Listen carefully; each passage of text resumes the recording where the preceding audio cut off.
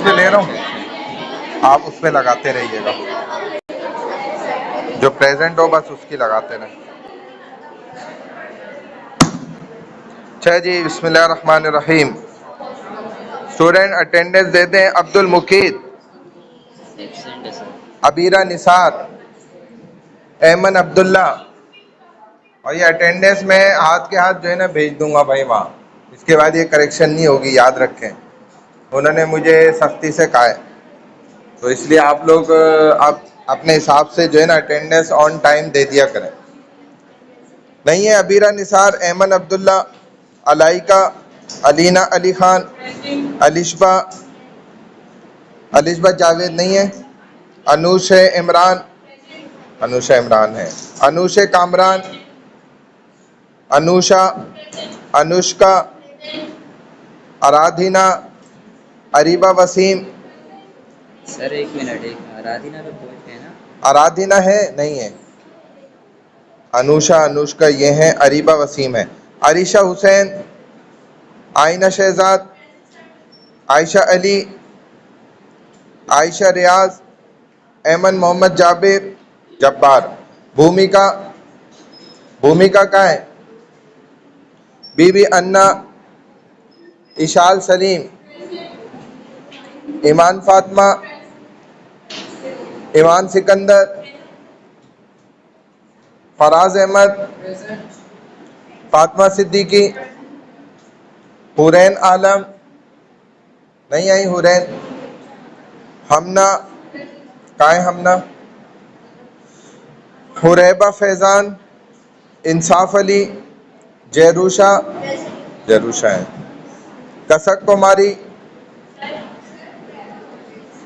कौन? जेरूशा प्रेजेंट है। हाँ जयरूशा है। हुरैबा फैजान इधर गई हैं, अभी आ रही हैं। किताबुन्निसा, कसक कुमारी नहीं है, किताबुन्निसा है। लाइबा मनाई, लुजैन फारूकी, कसक कुमारी नहीं है ना? कसक कुमारी नहीं है। माज शहजाद, माज शहजाद लोधी, ये क्यों नहीं आ रहा? कल तो उधर खड़ा हुआ मुझे नजर आया ये। सर लुजैन है, लुजैन फारूकी। लुजैन फारूकी, हाँ। मनाल, मरियम रहमान, मरियम फ़हीम, मरियम, मरियम खालिद अनवर आ रही हैं। आ जाएंगी तो लगा देंगे फिर। महक जहरा, मिसबा, मिसबा कौन है? मोहम्मद अहमद रजा, महक जहरा लगा दी। मोहम्मद अहमद रजा, मोहम्मद शारिक, मोहम्मद शिराज, मुंतहा शाहिद, ये क्या है? मुस्तफ़ा अल्ताफ, हाँ। नबीहा सदफ, निकिता, प्रगति। भाई आएंगी तो पिल लगेगी, वरना बाद में मुझे नहीं बोलेंगे। हाँ अगर नहीं आएंगे तो मैं नहीं लगाऊंगा, अभी तक मैं नहीं लगाऊंगा। रासिब अली खान, रहमत इस्माइल, कहाँ है रहमत इस्माइल? वो मुझे मैसेज कर दिया आपने, दोनों ने कर दिया, मैं भी देखता हूँ। सबा, सबा कहाँ है? सलूनी, रिक्शा की नहीं लगाई। हाँ रिक्शा मंजूर की नहीं लगाई। रमशा मंजूर, रिमशा मंजूर लगा दी।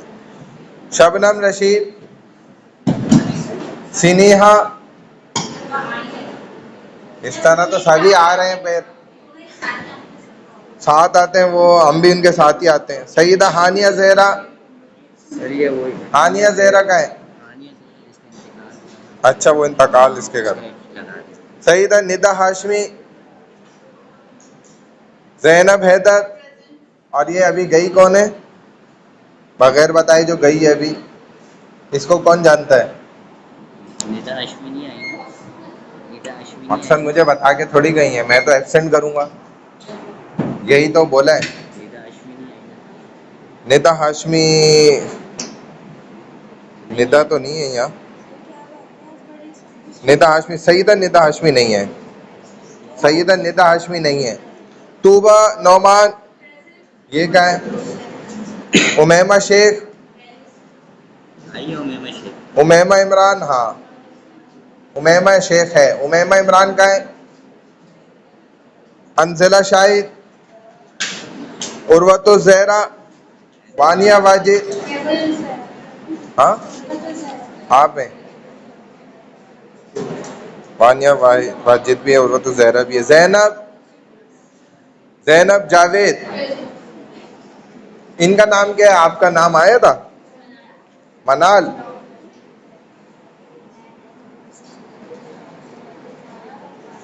सही है भाई। आ जाएंगे तो मैं लगा दूंगा, वरना जो है ना। और जो स्टूडेंट बिल्कुल स्टार्ट से एंड तक क्लास में होते हैं, मुझे उनका पता है अल्हम्दुलिल्लाह, उनके एक एब्सेंट भी गलती से मार्क होगी तो हम करेक्शन करा देंगे, कोई मसला नहीं है। लेकिन बात यही है कि क्लास में हो ना तो हमें चेहरे पता होते हैं, और नहीं हो तो फिर भी हमें पता होता है कि ये बिल्कुल एंड में आए हैं और आके सिर्फ अटेंडेंस के लिए आए हैं, बाकी और कोई मकसद नहीं है।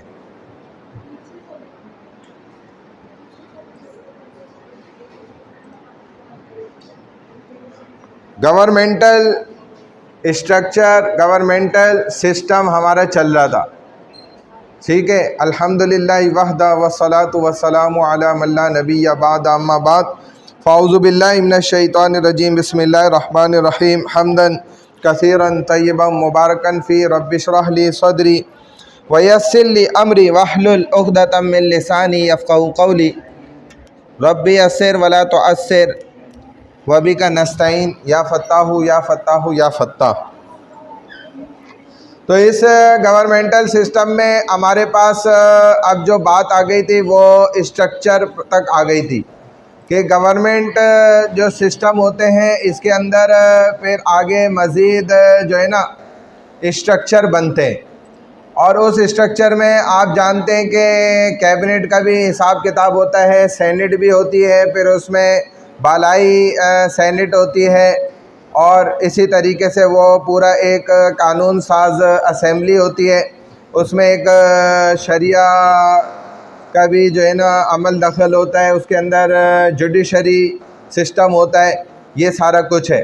तो ये वाली स्लाइड से आपकी स्टार्टिंग थी। अब इससे जो यहाँ तक हमने कंप्लीट कर लिया था, ठीक है ना, ओलिगार्ची तक हमने पढ़ा था। इसके बाद जो गवर्नमेंटल स्ट्रक्चर है वो आपके बिल्कुल सामने, किस तरीके से गवर्नमेंटल सिस्टम जो है वो रन करता है, मज़ीद आगे जो है वो बढ़ता है, तो बड़ा आसान है। अगर आप इस फिगर को भी समझ जाएं तो इंशाल्लाह ये है कि आपको बहुत ज़्यादा इजी हो जाएगा। सबसे पहले एक एग्जीक्यूटिव गवर्नमेंट सिस्टम होता है जिसको हम जो है ना ऐवाने बाला के फिर उसमें आगे से हिस्से बनते हैं। फेडरल गवर्नमेंट भी कैबिनेट, फेडरल कैबिनेट भी वहीं से बनता है, prime minister, president, senate, national assembly, फिर उससे आगे फेडरल कैबिनेट के अंदर मिनिस्टर्स होते हैं, एडवाइज़र्स होते हैं। तो ये सारा फेडरल का सिस्टम होता है जो अपर लेवल के लाता है, जिसमें प्रेसिडेंट भी आपका आ जाता है, प्राइम मिनिस्टर भी आ जाता है।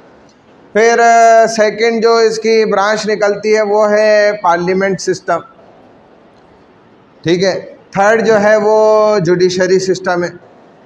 जुडिशरी के अंदर हमारा सारा कानून का नफाज और इंसाफ और इक्वलिटी और जस्टिफाई, ये सारा कुछ आ जाता है कि कैसे जो है ना आवाम को भी कंट्रोल करके चलना है और कानून साजी करनी है और कैसे लोगों को इंसाफ देना है, ये सारा कुछ इधर आ जाता है।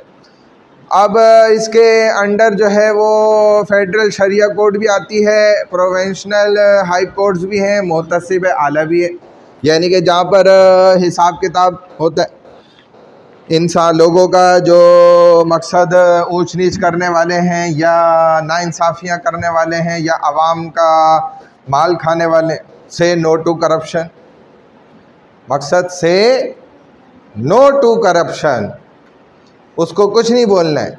बात समझ आ गई? करप्शन हो रही है तो कुछ बोलना नहीं है। आप सिटी कोर्ट्स भी इसी में आ जाते हैं। बात समझ गए? अब आगे आ जाओ। तो लेजिस्लेटिव जो है इसमें पार्लियामेंट है, मजलिस शूरा है। एग्जीक्यूटिव में जो आ जाता है प्राइम मिनिस्टर, प्रेसिडेंट और फेडरल काउंसिल और मिनिस्ट्रीज आ जाती हैं। सेनेट और नेशनल असेंबली भी आपका जो है ना इस फर्स्ट सेक्शन के अंडर ही आ जाता है, जिसके अंदर 342 मेंबर हैं डायरेक्टली इलेक्टेड होते हैं, और सेनेट अपर हाउस जो होता है उसके 104 मेंबर्स हैं इलेक्टेड बाय प्रोविंशियल असेंबलीज, जो वहीं के इलेक्टेड असेंबली के मेंबरान होते हैं, उनकी वोटिंग से वो फिर अंदर जो है ना वो मुंतखब किए जाते हैं मज़ीद।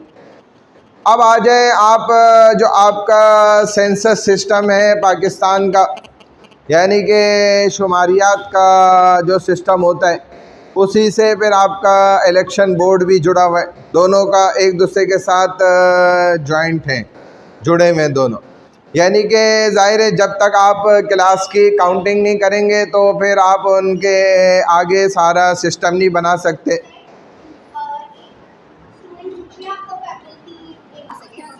और काम क्या है ये बताओ, इधर ही बता दो क्या हो मुझे गया। पेपर देखना था, मैं लास्ट क्लास में नहीं आई थी। अरे भाई पेपर कौन सी क्लास का? Islamic studies, Pakistan studies. मैंने भी नहीं देखा। तो पेपर हमने दिखा के जमा करा दिया, अब तो वो एग्जामिनेशन वाले देख रहे हैं। बता दें चलिए। देखो अब सब शुरू हो गया। आप प्रेजेंटेशन तभी तो कह रही थी जाए, सब शुरू ना हो। नहीं प्रेजेंटेशन भी होगी, अभी बैठो इधर ही, क्लास चल रही है ना। क्लास के बाद आओ। PST पाकिस्तान स्टडी से बहुत डाउट है, तो अगर मेरे 2-3 मार्क्स कम हो तो हम आपसे रिक्वेस्ट कर सकते हैं, लेकिन एक बार मार्क्स वो तब पॉसिबल था जब मैं क्लास में पेपर लाया था ना। सर अभी भी पॉसिबल है, एग्जामिनेशन डिपार्टमेंट में पेपर रखे हुए, अभी तक मार्क्स कंप्यूटर में फीड नहीं हुए।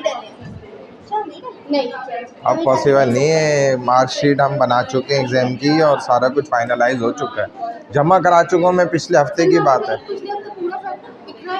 इसीलिए तो मैंने अनाउंसमेंट की थी ना, ग्रुप पर भी पेपर चेक होंगे, क्लास में चेक करने आए। ये तो ऑब्वियसली है बिल्कुल कि नेक्स्ट वीक ही कमिंग जो है ना पेपर चेक किए जाते हैं, ये तो इधर की रूटीन है। हाँ बता देंगे वो मार्क्स आपको, ठीक है।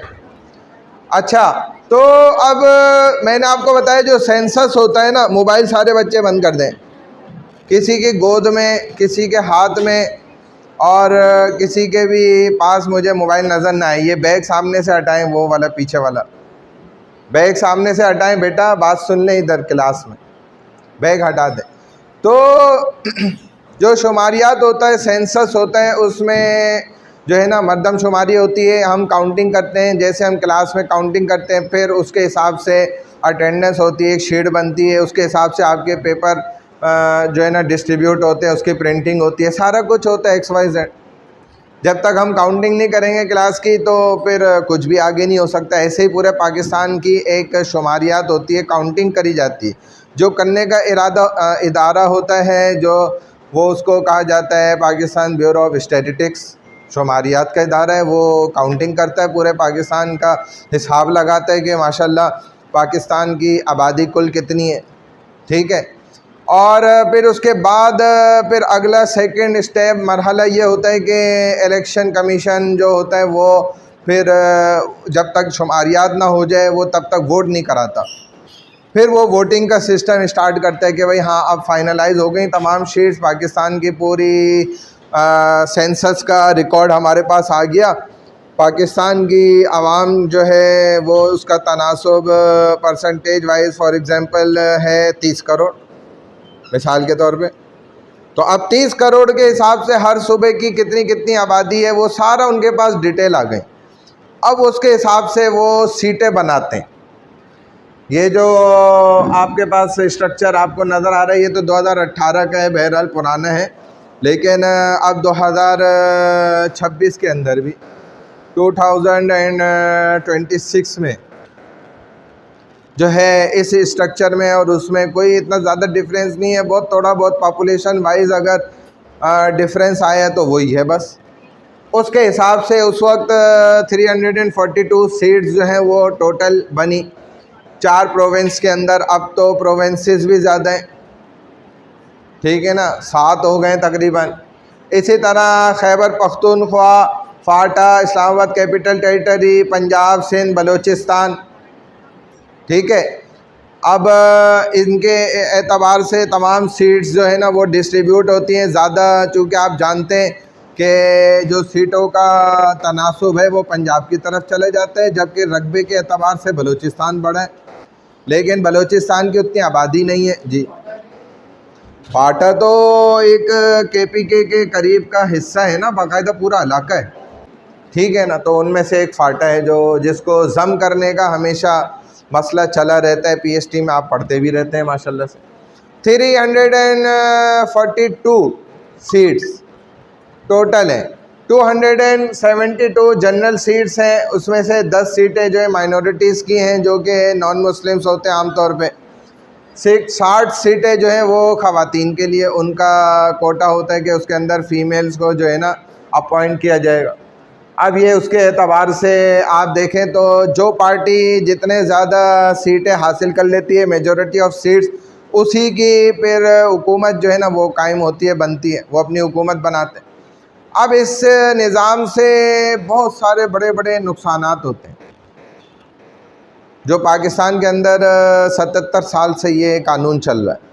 और ये सिस्टम क्या कहलाता है गवर्नमेंट का, हमने पढ़ा था इसको, क्या कहलाता है भाई ये जो पाकिस्तान में इस वक्त इम्प्लीमेंट है गवर्नमेंटल सिस्टम, इसको क्या कहते हैं हम, डेमोक्रेसी। और ये कौन सी डेमोक्रेसी है, इनडायरेक्ट। एक डायरेक्ट डेमोक्रेसी होती है और सेकंड टाइप इनडायरेक्ट। तो ये इनडायरेक्ट डेमोक्रेसी है। बात समझ आ रही है स्टूडेंट, इधर देखें मेरी तरफ। तो इनडायरेक्ट डेमोक्रेसी के अंदर जो जमहूरी निज़ाम है गैर बराह रास्त, इस जमहूरी निज़ाम के अंदर क्या होता है कि जी फॉर एग्ज़ाम्पल एक मैं वज़ीर आज़म बनने का ख्वाहिशमंद हूँ, एक ये है। अब आप सब जो है ना इसके लिए वोट देते हैं, आपको ये पसंद है तो आपने इसको वोट दे दिया सब ने। हालांकि अक्लमंद और तालीम के एतबार से भी, सलाहियतों के एतबार से भी, हर चीज़ के एतबार से मैं काबिल था, मैं समझदार था फॉर एग्ज़ाम्पल, लेकिन आपने इनको जिता दिया माशाल्लाह से, जैसा कि पाकिस्तान में होता आ रहा है। तो अब क्या होगा, निज़ाम गड़बड़ होगा ना, जाहिर है। ये तो बेचारी अहल नहीं है, मैं एग्जाम्पल के लिए कह रहा हूँ, रियलिटी में नहीं कह रहा कि हकीकत में ये बात है। हो सकता है मुझसे ज़्यादा समझदार हो, पॉसिबल है, मुझसे ज़्यादा इल्म हो, अल्लाह जानता है, क्या पता मुझसे ज़्यादा अमल हो, है ना भाई। तो लेकिन जो रियलिटी नज़र आ रही है ना, हकीकत, उसको भी डिनाई नहीं करना चाहिए इंसान को कि आप जी हाँ अच्छा जी तो कर रहे हैं, लेकिन गलत कर रहे हैं ना, ज़्यादती कर रहे हैं, आपको भी पता है लेकिन फिर भी आप कर रहे हैं। तो यही पाकिस्तान में होता रहा कि जो नाअहल लोग हैं वो लोगों को जो है ना उनसे वोट ले लेके, और देखो हुकूमत के अंदर उन्होंने गवर्नमेंट अपनी बनाई हुई है। अब पाकिस्तान का क्या हो रहा है ये हम अच्छी तरह जानते हैं। हो गया काम, बात समझ आ रही है स्टूडेंट्स? पाकिस्तान का क्या हिसाब किताब निज़ाम हो गया ये हम जानते हैं अच्छी तरह। तो ये जमहूरी निज़ाम के अंदर जो लोग सेलेक्ट करने वाले हैं, इलेक्टेड करने वाले, जो वोट देने वाले लोग हैं ना, इनकी अहलियत नहीं देखी जाती। अब इसमें चाहे कोई स्वीपर है, चाहे कोई जो है ना रईस घराने का इंसान है, कोई पढ़ा लिखा है, कोई जाहिल है, तमाम तो इक्वल नहीं है ना स्टैंडर्ड वाइज। अगर 100 लोग पढ़े लिखे हैं तो 900 लोग अनपढ़ हैं बेचारे। अब लेकिन सबका वोट क्या है, इक्वल है। सबका ताकत और इख्तियार वोट देने में क्या है, इक्वल, बराबर। यानी कि एक वो इंसान जो इतना बड़ा आलिम दीन है, इतनी समझ रखता है और उसको इतना बड़ा अमल करने वाला है। चल रही है वो, देखो लाइट जल रही है, उधर वाली लाइट जल रही है, वो बंद है, वो वाली लाइट देखो।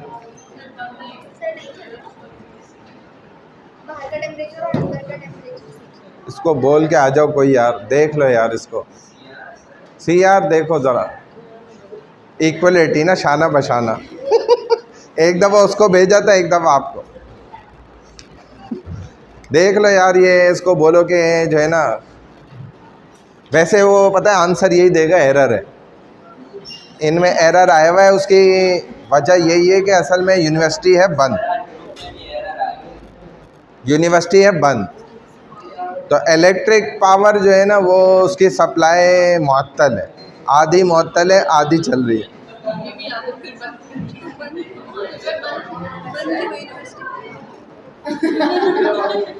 कैमरे में तो नहीं आया ना। ये जो है ना, ये बचत बचत अभी चल रही है, किफ़ायत शिआरी, हमारे वज़ीर आज़म साहब ने बोला है क्या करना है, किफ़ायत शिआरी, बचत करनी। आपको इस चक्कर में बुला रहे नोट के। आप आएंगे तो नोट आएंगे, नहीं आएंगे ना भाई, सही सही बात, सच बोल रहा हूँ ना भाई। बहरहाल तो बात यह है कि इसकी बुनियाद पर सीटें निकलती हैं और फिर उसकी बुनियाद पर इलेक्शन होते हैं, लेकिन वो जो वोट देने वाले हैं उसमें पढ़ा लिखा और अनपढ़ सब बराबर। इसीलिए जमहूरी निज़ाम कुरान और हदीस के एंटी निज़ाम सिस्टम है, मुखालिफ सिस्टम है ये कुरान और हदीस के बिल्कुल एन मुखालिफ है। इसीलिए खिलाफत में देखें ना आप, क्या होता है, जो सबसे बड़ा आलिम होता है, इल्म वाला, जो सबसे बड़ा आमिल अमल वाला होता है, जो सबसे ज़्यादा लोगों में पसंदीदा होता है, लोग उसको बस बग़ैर किसी वोट के खुद ही कहते हैं भाई ये हमारा खलीफा है, चुन लेते हैं उसको। और ठीक उसके बाद वो खलीफा खुद अगले को चुनाव कर लेता है कि भाई मैं जिसको अपने बाद देख रहा हूँ, समझ रहा हूँ, जैसे रसूलुल्लाह सल्लल्लाहु अलैहि वसल्लम ने अबू बकर सिद्दीक़ रज़ी अल्लाह तआला अन्हु को अपने मुसल्ले पे खड़ा किया। ये किस बात की निशानी थी कि आप सल्लल्लाहु अलैहि वसल्लम ने साबित किया कि देखो मेरे बाद जो समझदार बंदा है ना वो अबू बकर है, यही मेरे बाद खिलाफत के लायक है। हालांकि बाद लोगों ने इधर इख्तलाफ भी किए कई, जब हुज़ूर अलैहिस्सलाम ने हिजरत फरमाई, हज़रत अली को अपने बिस्तर पे लिटाया और कहा कि चादर ओढ़ के और आपने लेटना है और सुबह सबकी अमानतें रिटर्न करनी है सारे काफिरों की। तो बाद लोगों ने एतराज़ किया, भाई देखो हुजूर तो अमानतें हज़रत अली को देकर जा रहे, अबू बकर को तो नहीं दे रहे। तो पता चला कि अली रज़ी अल्लाह तआला अन्हु को खिलाफत पहले मिलनी चाहिए। इसका जवाब क्या है, सीधा सीधा कि एक है हुजूर का काफिरों की अमानत रिटर्न कराने के लिए हज़रत अली को देना, और एक है ख़ुद हुजूर जो अमानत है अल्लाह की, वो किसके हवाले हुई, अबू बकर के, कि अबू बकर साथ जाएंगे, इस अमानत की हिफाजत करेंगे। ख़ुद मोहम्मदुर रसूलुल्लाह एक जो अमानत है, ख़ुद मोहम्मद सल्लल्लाहु अलैहि वसल्लम बड़ी अमानत है या आपके पास जो काफिरों की अमानतें वो बड़ी हैं, ये आप खुद डिसीजन लें। ख़ुद मोहम्मदुर रसूलुल्लाह की ज़ात जो है सल्लल्लाहु अलैहि वसल्लम वो ज़्यादा बड़ी है। अल्लाह ने वो किसके हवाले करी, अबू बकर के, और मोहम्मद सल्लल्लाहु अलैहि वसल्लम ने काफिरों की अमानत किसके हवाले की, अली के। तो बड़ी अमानत किसके ज़िम्मे में आई, अबू बकर। और ख़ुद हज़रत अली से जब पूछा गया ये बताएं कि बड़ा इल्म वाला कौन है आप सहाबा में सब में, तो कहा अबू बकरिन, अबू बकरिन, अबू बकर सबसे बड़े इल्म वाले हैं। क्योंकि उसकी दलील क्या है कि ख़ुद रसूलुल्लाह सल्लल्लाहु अलैहि वसल्लम ने अपने मुसल्ले पे खड़ा करा। फरमाया अच्छा आप में बहादुर कौन है, कहा कि अबू बकर सबसे बहादुर है। कहा ये कैसे, तो कहा हज़रत अली ने कि जब एक दफ़ा रसूल सल्लल्लाहु अलैहि वसल्लम ने कहा अली ज़रा सा झुक जाओ, मैं ऊपर चढ़ जाऊं और ये काबतुल्लाह के साथ जो बुत हैं उनको ज़रा तोड़ दूं, तो वो मेरे ऊपर जैसे ही नबी अलैहिस्सलाम ने अभी कदम रखा ही तो मेरी तो जान निकल रही थी। मैंने बोला कि या रसूलल्लाह हट जाए, मेरी तो कमर टूट जाएगी। मुझसे मोहम्मद नबी सल्लल्लाहु अलैहि वसल्लम का वज़न नहीं उठाया गया। और जब अबू बकर की बारी आई तो उन्होंने जब देखा हुजूर अलैहिस्सलाम के साथ गारे सौर की तरफ ऊपर पहाड़ी पे चढ़ना शुरू किया, तो आपकी नरम मुलायम उंगलियों के पैरों की उंगलियों के नाखूनों के पास से खून आने लगा।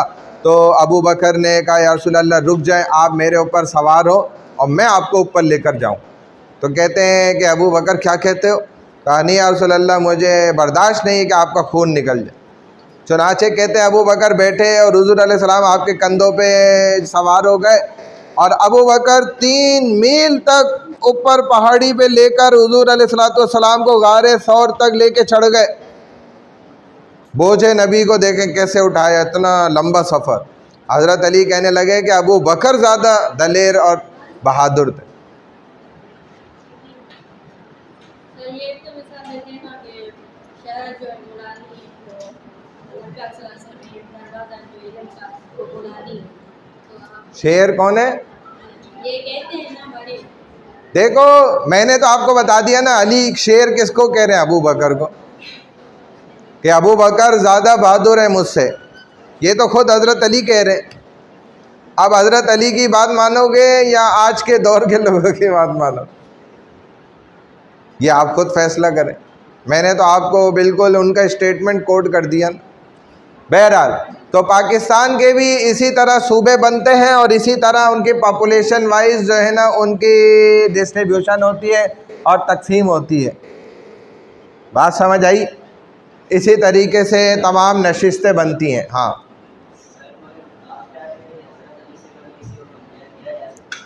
हज़रत अली से, हज़रत अली से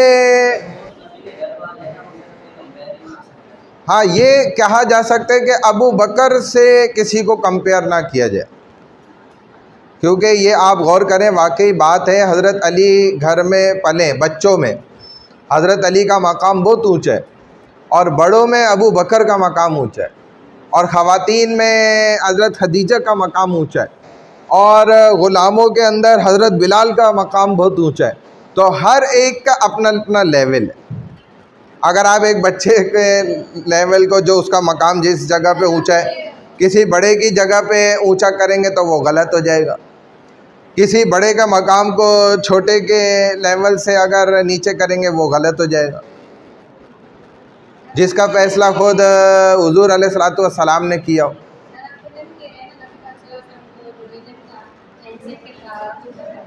क्या था?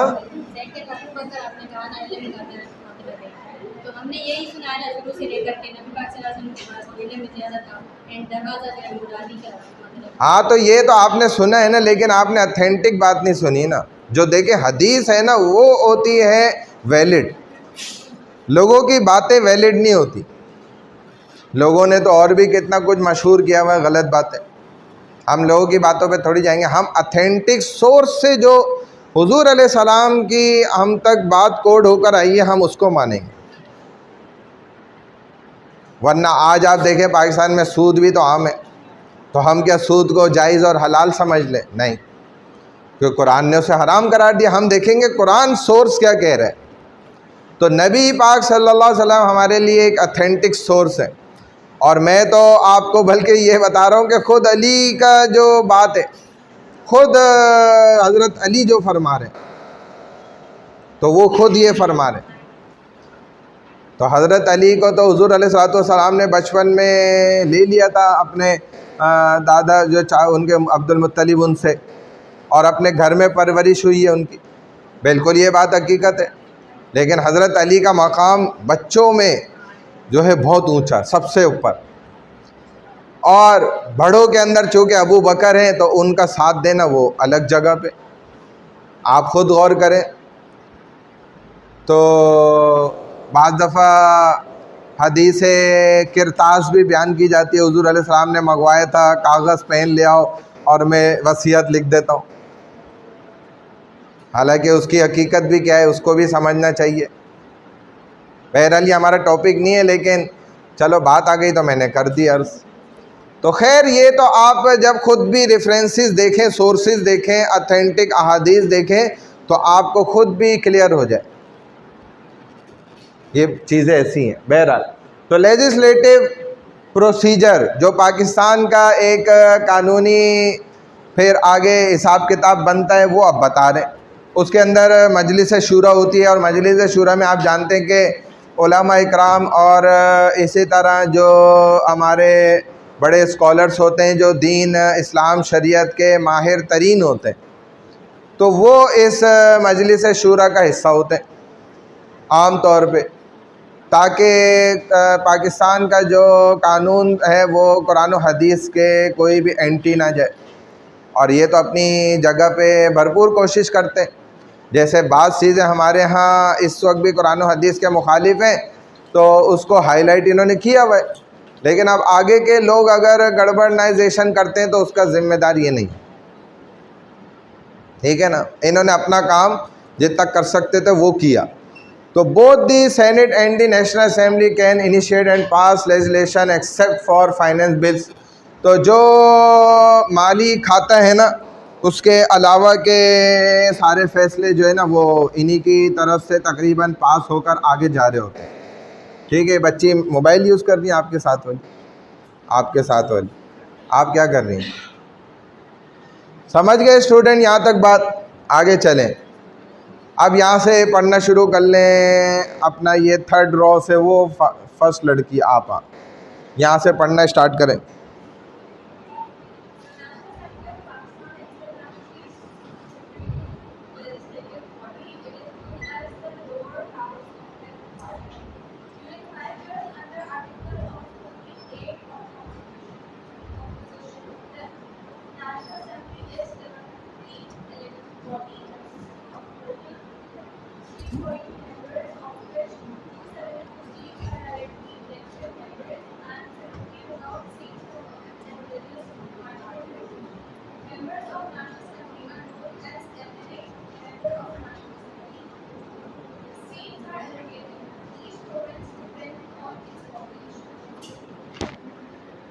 हाँ, नेशनल असेंबली को हम क्या कहते हैं? हमारी कौमी असेंबली, ठीक है ना।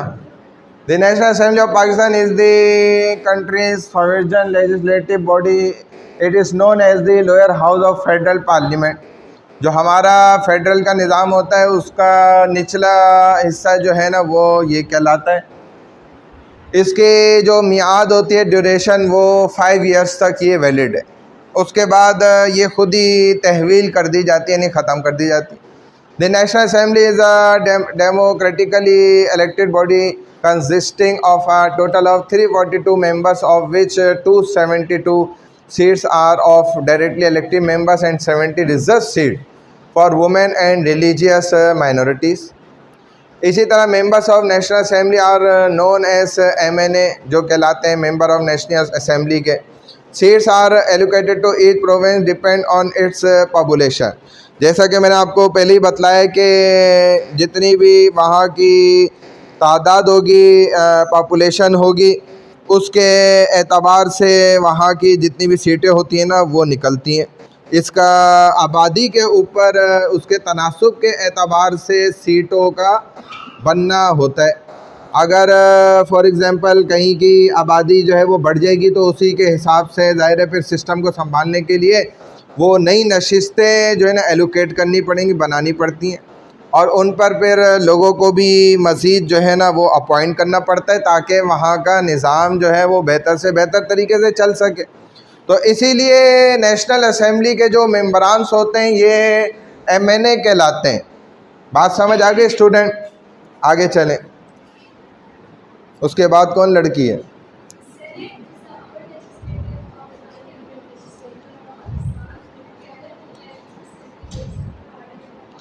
ये भी हमारा सेनेट जो है ये पाकिस्तान की जो ईवान कहलाती है ना, ये 2 ईवानें हैं। एक ईवान, इनको मुकन्ना भी कहा जाता है, उसका एक बालाई हिस्सा होता है, 2 हिस्से होते हैं बालाई, उनमें से एक जो है वो ये सेनेट कहलाती है। जो कानून साज ये इदारे होते हैं, यहाँ पर पेश किया जाता है कोई भी नया कानून बनना अगर समझा जाता है कि इसकी बहुत ज़्यादा ज़रूरत है और ये कुरान और हदीस के ऐन मुताबिक है, इस कानून को पाकिस्तान के अंदर जो है ना इम्प्लीमेंट करना चाहिए, तो उस कानून की पेशकश जो होती है वो इस सेनेट के अंदर की जाती है। और इसी तरीके से ये सेनेट जो है ना कौमी असम्बली के साथ मिलकर पाकिस्तान की पार्लियामेंट बनाती है। पहली मरतबा 1973 में ये सेनेट जो है ना बुलाया गया था। और पाकिस्तान के आइन के आर्टिकल 59 के ज़रिए इख्तियारात इसके जो है ना वो मुख्तस किए गए, फाइनल किए गए थे कि इसके कितनी पावर्स होगी। और इसका दौरानिया 6 साल का अरसा होता है और इसके जो अरकान होते हैं वो हर 3 साल के बाद जो है ना, यानी कि हाफ आधे अरकान इसके जो मेंबर होते हैं वो रिटायर होते चले जाते हैं। 104 अरकान हर सूबे में जो है ना इक्वल सीट्स पर मुतय्यन किए जाते हैं, यानी कि मुसावी उनकी नशिस्तें होती हैं 104 अरकान की। Each province has equivalent seats. Her province सूबे की जो ये होगी ना सेनेट, उसके जो मेंबरान होंगे वो उनमें इक्वल जो है ना ये सीटें डिस्ट्रीब्यूट होती हैं। टोटल 104 होती हैं। अब इसी सिस्टम को आपको जो है ना इन एक दो जो मैप्स बने हुए उसके अंदर आपको इसकी कैलकुलेशन यहाँ पर समझाई गई है थोड़ी सी। अब देखें एग्जीक्यूटिव सिस्टम, आगे लड़की पढ़ लो।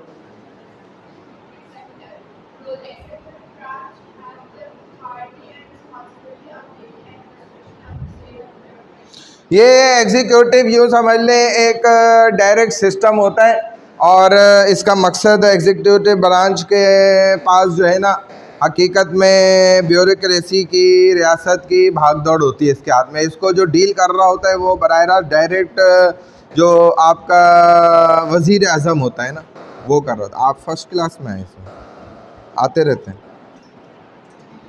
अच्छा, तो वज़ीर आज़म इसको डायरेक्ट जो है कंट्रोल करता है।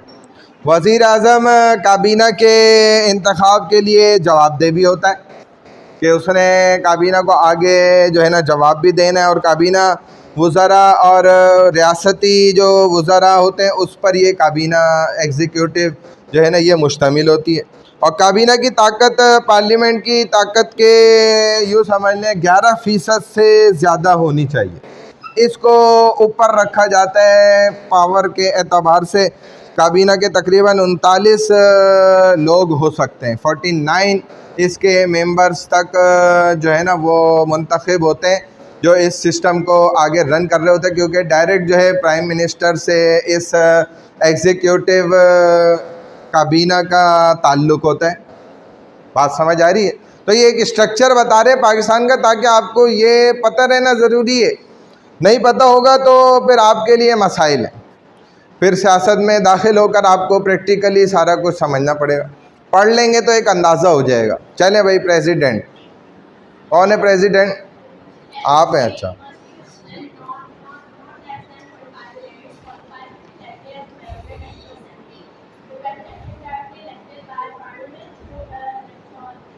प्रेसिडेंट की शराइत, एलिजिबिलिटी, ये सारा कुछ भी बता रहे हैं भाई। 45 हेड ऑफ स्टेट होता है। पहली बात मुसलमान होना चाहिए, भले उसे कलमा नहीं पढ़ना आता हो, खैर है, कुरान भी नहीं, नमाज भी नहीं जानता हो, और गुस्ल कैसे करते हैं और गुस्ल के अंदर कितने फ़राइज़ होते हैं ये भी नहीं पता हो, तो हमारी तरह ही है माशाल्लाह, हम जैसे हैं, कोई मसला नहीं, हम जैसे हैं वैसे ही हमारे।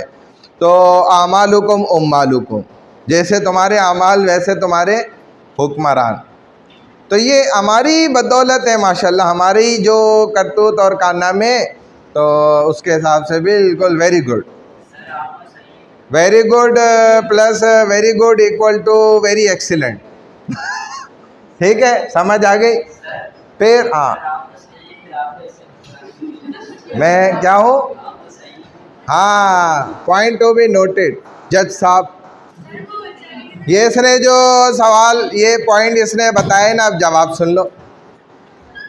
ऐसे ही हज़रत मूसा अलैहिस्सलाम के ज़माने में ना एक गुनाहगार था सिर्फ पूरी कौम के अंदर, पूरी कौम में, और अल्लाह का अज़ाब आ रहा था, सामने था, बिल्कुल नज़रों से नज़र आ गया। ये आ रहे हैं बादल, लाल बादल आ रहे हैं, अब ये आएंगे, आग बरसाएंगे इधर, और कौम सारी जो है ना वो मैदान में निकल गई, माफ़िया मांग रहे। मूसा अलैहिस्सलाम अल्लाह से बात करते थे। मूसा अलैहिस्सलाम ने बोला, या अल्लाह ये अज़ाब हटा दें। कौम तो परेशान हो गई, बच्चे क्या, बूढ़े क्या, औरतें क्या, जवान क्या, सब रो रहे हैं, धो रहे हैं, माफ़िया मांग रहे हैं आपसे। मूसा अलैहिस्सलाम को अल्लाह ने फरमाया कि मूसा आपके कौम में एक शख्स है जो गुनाहगार है, जिसकी वजह से ये अज़ाब नहीं टलेगा, ये आएगा, अज़ाब आ रहा है। और मूसा अलैहिस्सलाम कहा जब तक वो ना निकल जाए यहाँ से, उसको बोल दो निकल जाए इधर कौम से। समझाने के लिए बोल रहा हूँ भाई। तो अब जो है ना, मूसा अलैहिस्सलाम ने ऐलान किया, अनाउंसमेंट करी, भाई एक बंदा ऐसा है जो गुनाहगार है, भाई खुदा के लिए हमारी जान छोड़ो, निकल जाओ यहाँ से अजाब में, वरना तुम्हारे चक्कर में हम भी मारे जाएंगे। इसको नहीं कह रहा, बात आप आहिस्ता आहिस्ता समझ रहे होंगे। तो अब उन्होंने कहा, अब वो शख्स सोचने लगा मैं अगर निकला सबको पता चल जाएगा, ये सारे बाकी मुझसे कोई बहुत ज़्यादा पार्सल हो गए, पाक लोग, अब मैं निकलूँगा तो पकड़ में आ जाऊँगा। ये बच्ची क्या कर रही है, आप क्या कर रही हैं बेटा? कुछ नहीं कर। तो अब वो उस बंदे ने अल्लाह से दिल ही दिल में तौबा कर ली, अल्लाह मेरी तौबा, मैं अपने गुनाह से तौबा करता हूँ। गुनाह हो जाता है, इंसान तौबा कर ले, छोड़ दे, गुनाह से बच जाए। तो उसने तौबा कर ली। अब जब तौबा कर ली तो अज़ाब जो आ रहा था करीब आ गया, तो वो वापस जाने लग गया। अब मूसा अलैहिस्सलाम ने देखा भाई कोई बंदा तो बाहर निकला नहीं, ये अज़ाब कैसे टल गया? तो अल्लाह से पूछा, या अल्लाह ये कैसे हुआ? तो अल्लाह ने फरमाया, भाई वो जो गुनाहगार आदमी था उसने हमसे तौबा कर ली, माफ़ी मांग ली मैंने उसने दिल ही दिल में माफ़ी मांगी, मैंने माफ़ कर दी, लिहाजा ये अज़ाब इसलिए टल गया। अब आप इस वाक़े पे गौर कर लें तो वहाँ पर नेक आदमी कौन है? अल्लाह का नबी है, हम अल्लाह के नबी नहीं हैं भाई, पहली बात। और जो गुनाहगार आदमी है वो कितने हैं? एक है। और इधर तो माशाल्लाह से अल्हम्दुलिल्लाह अल्लाह की बड़ी बरकत है हमारे यहाँ तो एक कोई गुनाहगार है। तो भाई जिसकी वजह से निज़ाम मुसल्लत हो रहा है वो हम ही तो हैं, हमारी वजह से तो नेक आदमी फंसे हुए हैं बेचारे। क्योंकि जब अज़ाब आता है तो वो ये थोड़ी देखते हैं कि कौन मौलवी साहब हैं, कौन दाढ़ी वाले हैं, कौन नमाजी हैं, कौन गैर नमाजी हैं। वो तो फिर सबको एक साथ झाड़ू मारता है, सबको लेके जाता है। तो अल्लाह हमारी हिफाजत फरमाए। बहरहाल ये बात होती है। तो अब जो ये प्रेसिडेंट होगा 45 साल से कम नहीं होना चाहिए, और मुसलमान भी नाम का होना चाहिए, बस मुसलमान के अपने आप। और सदर का इंतखाब जो करेंगे वो पार्लियामेंट के ज़रिए, इलेक्टोरल कॉलेज यानी कौमी असम्बली, सेनेट, सूबाई असम्बलियों के ज़रिए 5 साल की मुद्दत के लिए ये इलेक्टेड होंगे। कोई एक बार सदर बन सकता है, लेकिन लगातार जो है ना 2 बार से ज़्यादा नहीं बन सकता। अब 2 दफ़ा बन गया कंटिन्यूसली, 3rd टाइम नहीं बनेगा, गैप दिया जाएगा बीच में ताकि औरों को भी खाने का मौका मिले।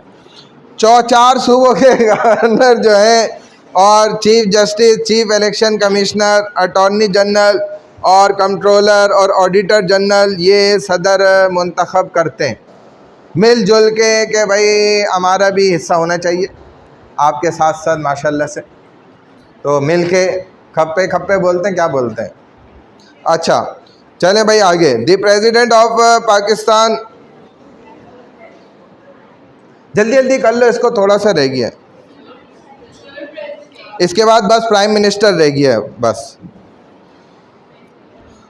पाकिस्तान का जो सदर ममलिकत होगा ये एक रस्मी सरबरा होता है, और ये एक ऐसी शख्सियत है जो पाकिस्तान के आइन के मुताबिक जो है ना, पाकिस्तान के मुसल्लह अफवाज का भी और सिविलियन कमांडर्स का भी, इसी तरह कौम का ये रहनुमा भी होता है। और सदर को वज़ीर आज़म दाखिला और ख़ारजा पॉलिसी, जो आपकी फ़ॉरेन पॉलिसीज़ होती हैं ना, उसको भी, उनके तमाम मामलात के साथ साथ तमाम कानून साजी को भी ये देख रहा होता है, उसकी तजावीज़ पेश करता है। लेकिन फिर भी ज़्यादा इख्तियारात जो होते हैं वो आपके प्राइम मिनिस्टर के पास होते हैं। पाकिस्तान का आइन सदर को माफ़िया देने, मोहलत देने और इसी तरीके से फ़ौज के इख्तियारात को कंट्रोल करने की भी कुछ अथॉरिटीज़ के पास होती। यानी कि ये आपके किसी आदमी को अगर सज़ाए मौत हो गई तो उसे माफ़ कर सकता है, किसी ने कत्ल कर दिया तो ये उसका किसास भी माफ़ कर सकता है, सदर को इतना इख्तियार है। जबकि ये इख्तियार क्या है? गैर कानून, गैर कुरानी, गैर शरई है। क्योंकि कुरान ने, शरीयत ने क्या कहा है? वलकुम फिल क़िसासी हयात, कि तुम्हारे लिए तो किसास में ज़िंदगी है। और किसास जो हक़ है वो सिर्फ़ और सिर्फ जो मकतूल हुआ है उसके वरसा को है। चाहे दुनिया का कितने बड़े से बड़ा इंसान हो, उसको कोई हक़ नहीं कि वो किसी के बच्चे को किसी ने कत्ल किया और ये खड़े होकर उसको माफ़ कर दे। है किसी को इख्तियार? खुदा न ख़ास्ता इंसान के जब अपने साथ हो जाए तब उसे ज़्यादा इस चीज़ का एहसास होगा और पता चलेगा कि भाई बच्चा मेरा मारा है इसने जानबूझकर, तुम कौन होते हैं उसको माफ़ करने वाले? मैं तो इसकी जान जब तक नहीं लूँगा मेरे ठंडी नहीं आएगी दिल में। ये सोचने की बात है। इसलिए कुरान ने सही फ़ैसला किया कि सज़ा में इसको किसासन, कत्ल करने वाले मकतूल होंगे, इसकी ज़िंदगी अब इनके हाथ में होगी। चाहे वो इससे पूरा किसास लें, खून के बदले खून, चाहे वो माफ़ कर दें, उनकी मर्ज़ी, चाहे वो दियत ले लें। तो कुरान के फ़ैसले, अल्लाह के फ़ैसले बिल्कुल एक्यूरेट है 100%, और इंसान के फ़ैसले गलत हैं। तो ये कानून देखो कुरान के ख़िलाफ़ है। इसी तरह वज़ीर आज़म की मुशावरत और मंजूरी भी इसके लिए ज़रूरी है, प्रेसिडेंट के लिए। अब आ जाए भाई, प्राइम मिनिस्टर कौन है? कौन है भाई प्राइम मिनिस्टर? अरे भाई पढ़ने वाला है, जो पढ़ने वाली है वो है।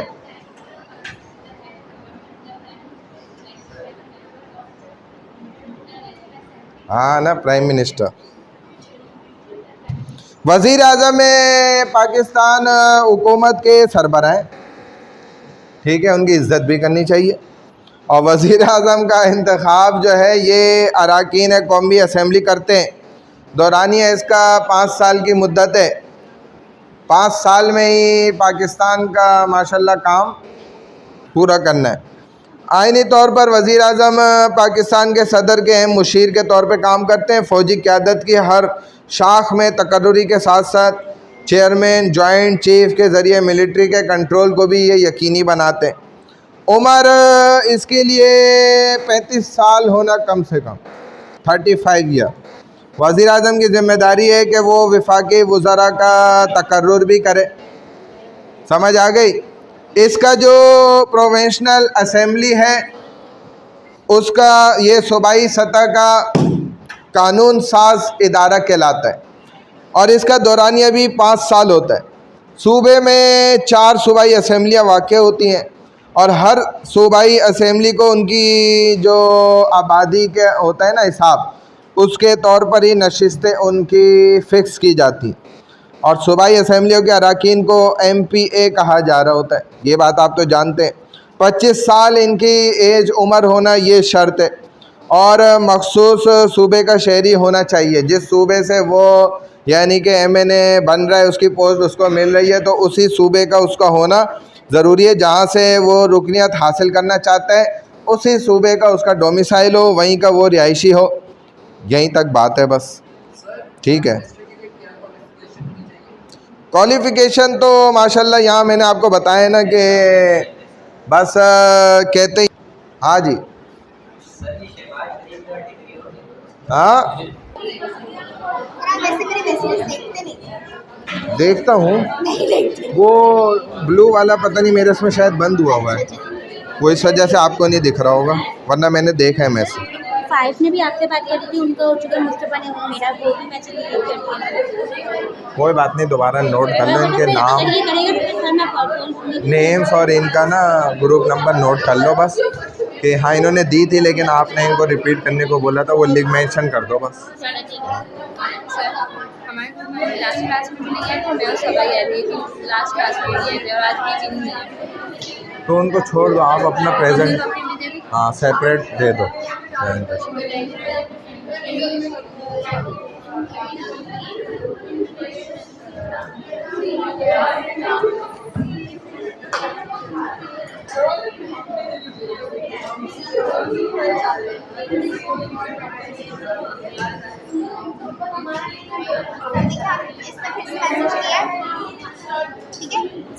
फर्स्ट मैसेज किया। अभी देखना ये ना हमारी ग्रुप में ना एक एक्स्ट्रा आपने रखा हुआ है मुस्तफा करके, कौन है वो? बदतमीजी करता है, लेकिन उसने पहले भी मैसेजेस डिलीट किए हैं। मतलब आपके ग्रुप में कहाँ है वो? मेरे ग्रुप में नहीं है वो, फिर? आपने उसको सीआर बनाया था ना इससे पहले, उमैमा से पहले, तो वो हर किसी के that what kind of human being they are now. जैसे अगर if we talk about कि सर सैयद अहमद खान हमेशा से बहुत फोकस्ड रहते टुवर्ड्स हिज एजुकेशन, उनकी फैमिली बहुत इन्फ्लुएंस करती थी टुवर्ड्स देयर एजुकेशन। उनकी जो मदर थी Azizun Nisa, she always influence sir Syed Ahmad Khan to focus on education. That is the reason कि वो लेटर ऑन लाइफ में जाके ही did so much for the Muslims for the modern education. Sir Sayyid, from a young education, he was very intelligent and had a deep interest in education, as I told you. History और literature में उनको बहुत focus था. He read Arabic, Persian, Islamic studies in his early life. Sir Sayyid Ahmad Khan believed that Muslims of the subcontinent could only progress through modern education. As we all know, उस time पे Muslims की education बहुत back forwarded थी. They were not professionally educated enough कि उनको पता था कि अच्छा we need modern education या नहीं. तो sir Syed Ahmad Khan was the one who said कि this should be solved कि हम लोग को जो Muslims हैं they can only progress या वो successful तब भी हो सकते हैं अगर हम लोग अपनी education के ऊपर काम करें. One of his greatest achievement was the establishment of the Mohammedan Anglo-Oriental College in Aligarh, जिसको हम क्या बोलते हैं अलीगढ़ मुस्लिम यूनिवर्सिटी भी बोलते हैं. He promoted unity, peace and modern thinking. Again, later on he never really focused. उनका मानना ये था कि चीज़ें क्या बोलते हैं उसे कॉन्फ्लिक्ट्स वगैरह जो हैं वो नॉर्मली बैठ के एक तरीके से सॉल्व करे जा सकते हैं rather than just fighting about it and making a fuss out of it. He always believed peace and unity में. वो अगेन वही बात कि हम लोग बचपन से वो हमेशा से उस चीज़ में ग्रो अप हुए. दैट इज द रीजन उनका माइंडसेट अभी तक डेवलप था. Sir Sayyid Ahmad Khan was not only a great teacher and reformer but also a visionary leader. Again, हम कहीं भी देखते हैं सर सैयद अहमद खान के साथ लगा होता है sir Syed Ahmad Khan the visionary. Why he is called the visionary? ये सवाल सबसे पहले. The reason he was called a visionary क्योंकि he was the first one जिसने सोचा कि wait, if Muslims and Hindus are having problem between them, तो they can simply have a separate state, right? जिसमें they can live their own life on their own beliefs. वो अपने religious को भी follow कर सकते हैं, वो अपने कल्चर को भी फॉलो कर सकते हैं. So the reason he was called visionary because he was the first one to come up with the vision that Muslims and Hindus are different and they should have their separate state जिसमें वो अपनी willingness से रह पाए. Sir Sayyid Ahmad Khan's personality reflected patience, wisdom, and determination. He, as I just told you, he preferred peaceful solution and believes in cooperation rather than conflicts. In conclusion, Sir Sayyid Ahmad Khan's personal life was simple yet meaningful. उनकी जो strong character था, उनकी जो family influence था, या उनकी जो personal life experiences थे, उस that played a very big vital role in creating a leader he was. A leader for education and progress. Thank you. जज़ाकल्लाह, माशाअल्लाह.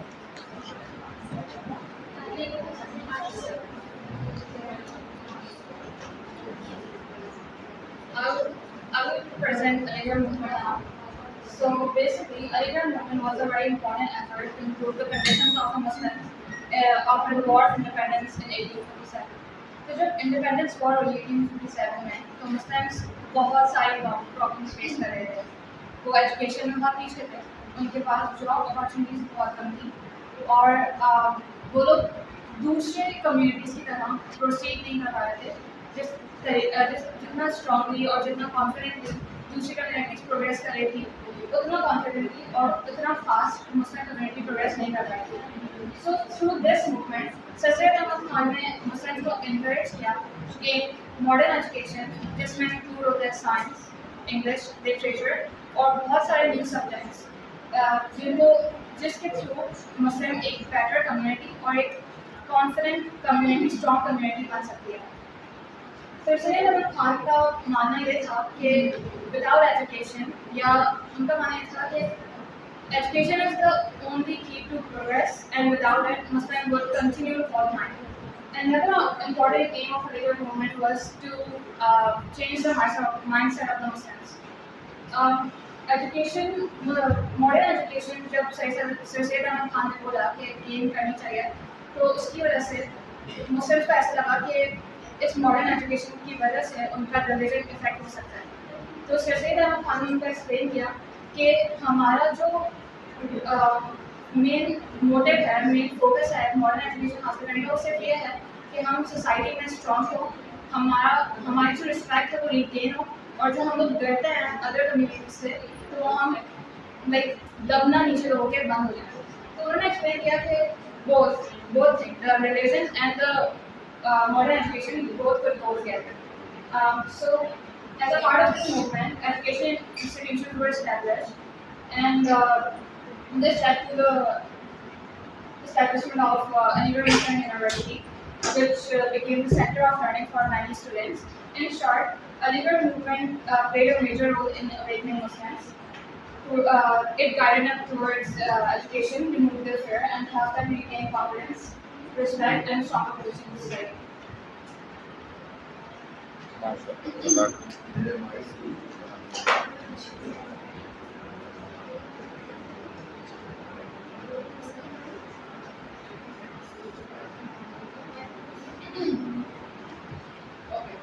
So I will talk about education services Sir Syed Ahmad Khan. Sir Syed Ahmad Khan was a great reformer who anchored educational subcontinent. War of 1857 के बाद उनको realise हुआ कि Muslims बहुत पीछे education में, और उनको मॉडर्न आइडियाज़ का उनको मेरा कुछ आइडिया ही नहीं। तो उनका मानना ये था कि एक ही तरीके जिससे मुस्लिम्स प्रोग्रेस कर सकते, that is through modern education.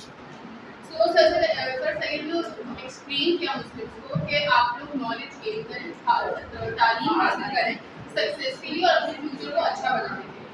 फिर another great service sir Syed Ahmad Khan हुआ, इसके उन्होंने साइंटिफिक सोसाइटी को पब्लिश किया 1864 में, जो कि इंग्लिश सब्जेक्ट्स को या मॉडर्न सब्जेक्ट्स को उर्दू में ट्रांसलेट करती है, जैसे कि साइंस है, हिस्ट्री है, उन सारे ऐसे सब्जेक्ट्स को उर्दू में ट्रांसलेट करती थी, तो ताकि मुसलमान जो हैं वो उर्दू में आसानी से तालीम हासिल कर सकें, उनको मुश्किल ना पेश आए।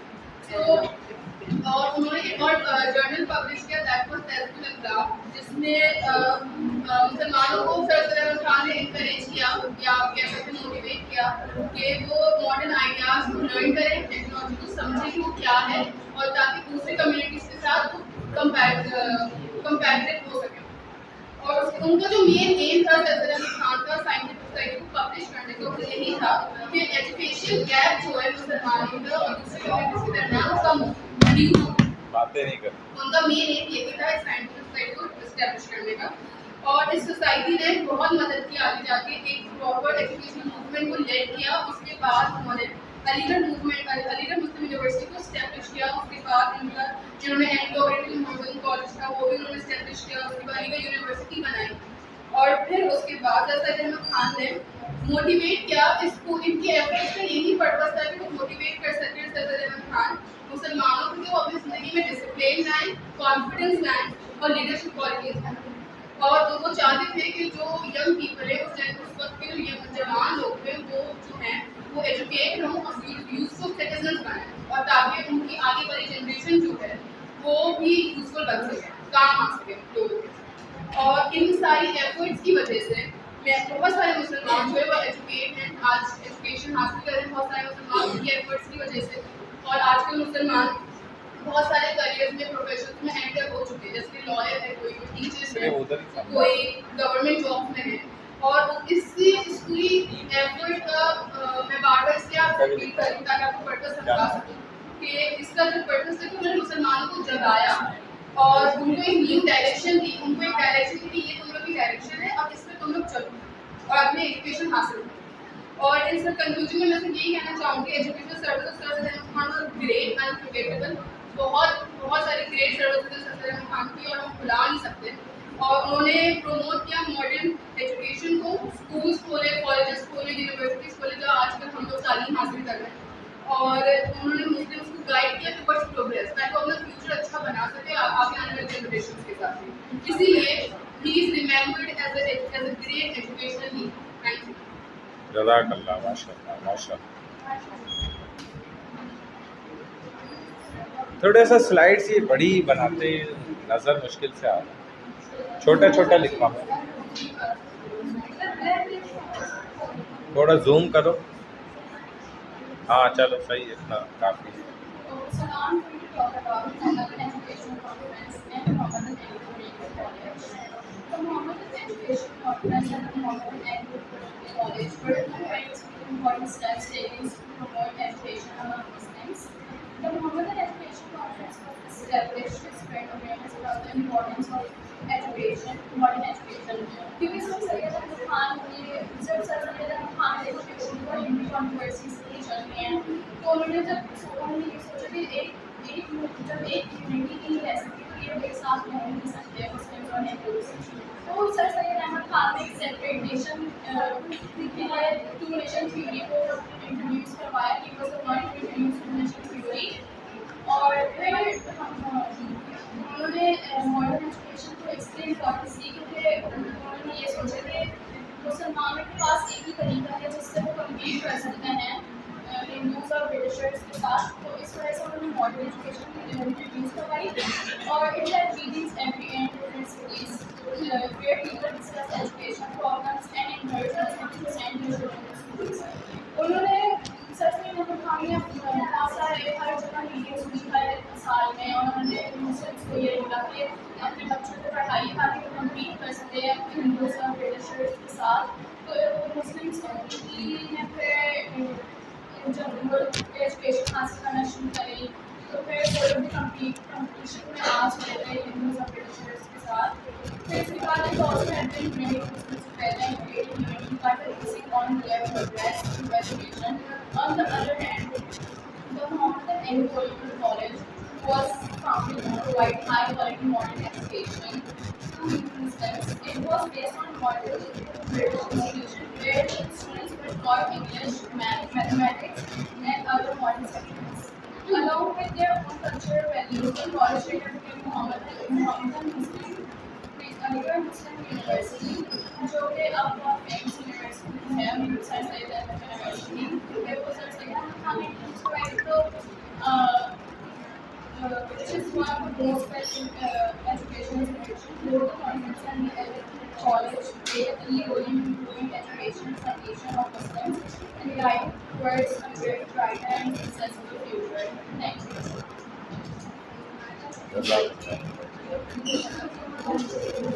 एंड हो गई।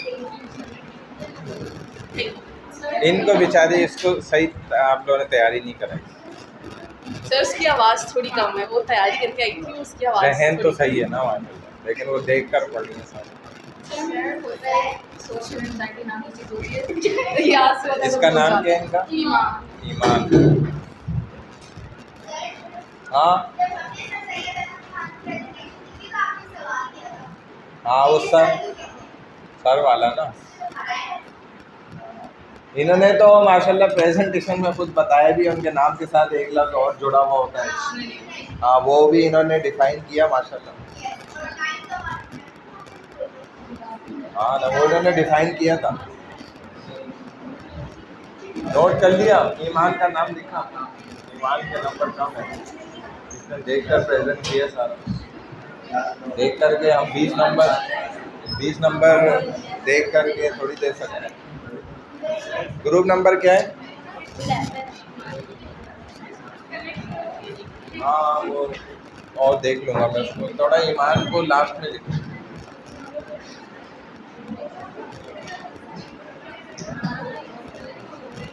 इसके 10 नंबर कम है तुम्हारा, इसके ईमान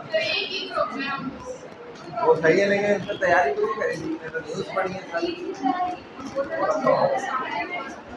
घबरा गई। चलो ठीक है, इसको भी अच्छे नंबर।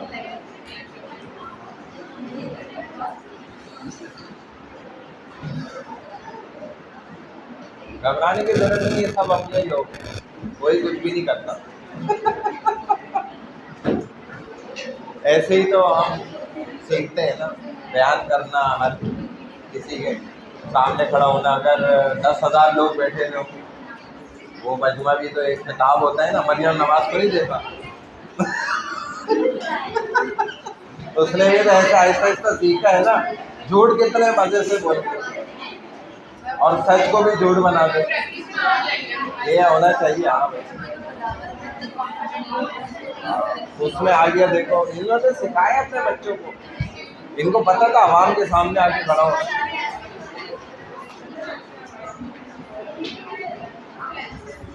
झूठ भी ऐसे सफाई से बोलते हैं कि सच मालूम होने लगता है, अगले को वो होने लगता है, पूरा महसूस लगता है यार हम क्या करें, सब तो यही कर।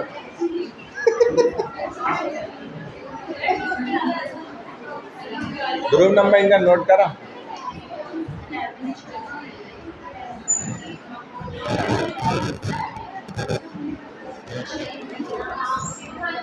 लेकिन हमें जो चाहिए ना वो झाकड़ कुड़िया है, ऐसी मकसद प्रेजेंटेशन देना सबको हिलाए, और ऐसी माशाल्लाह प्रेजेंटेशन दिए बच्चे हमारी क्लास में।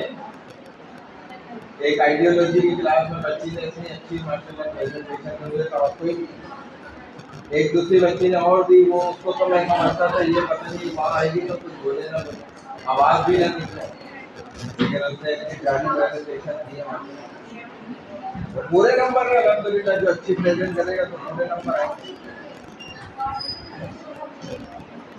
चले भाई,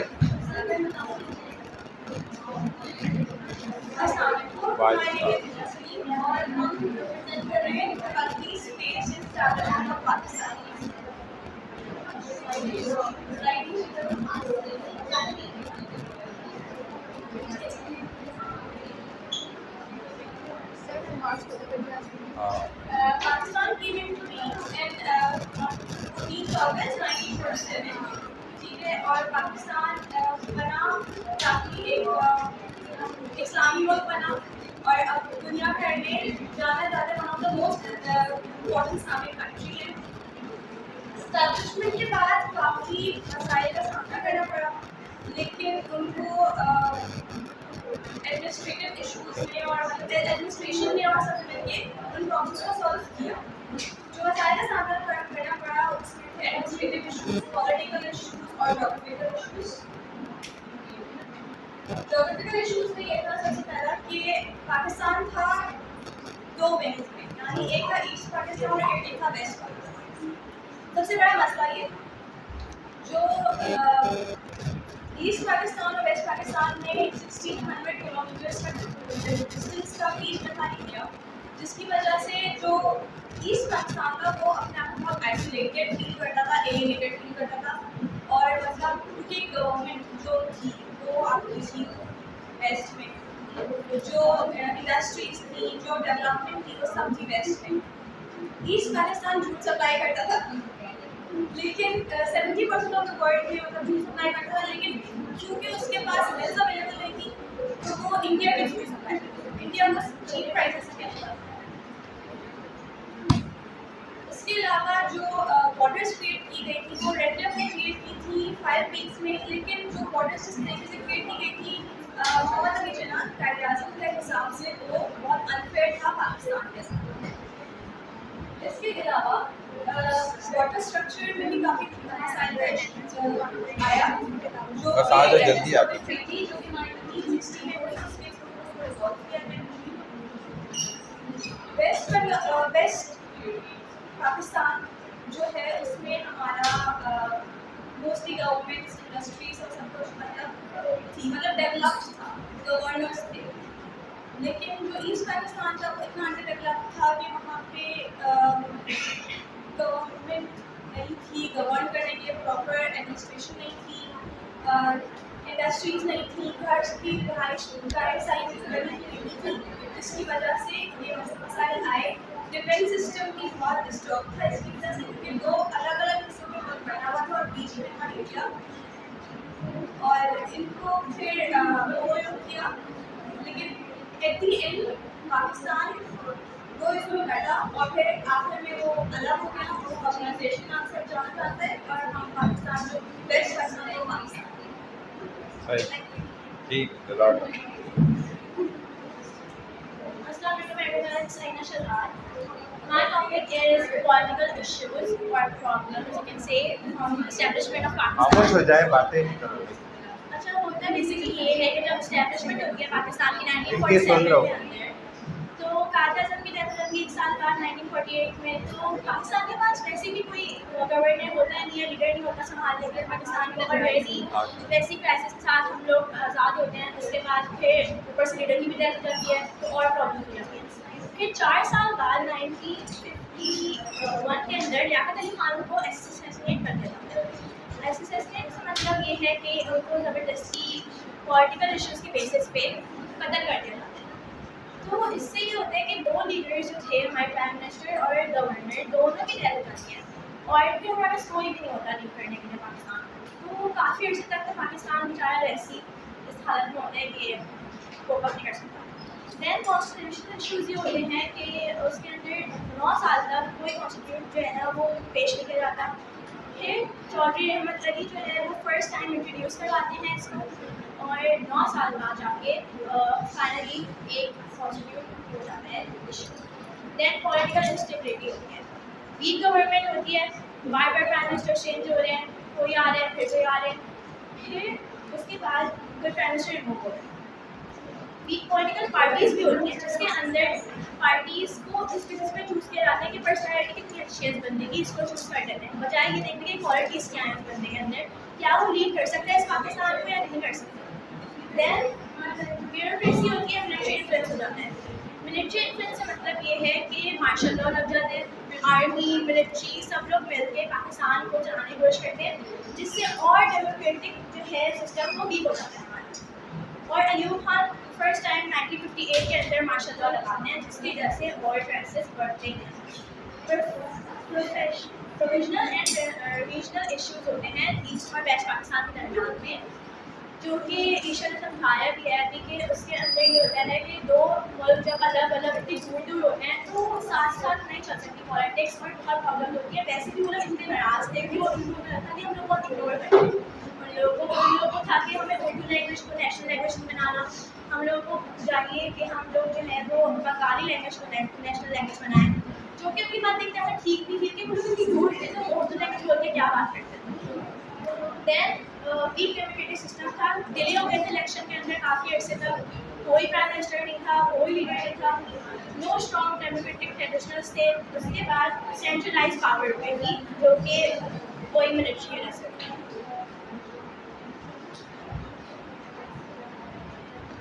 Assalamualaikum everyone. And my topic is about the problem faced by Pakistan after its independence.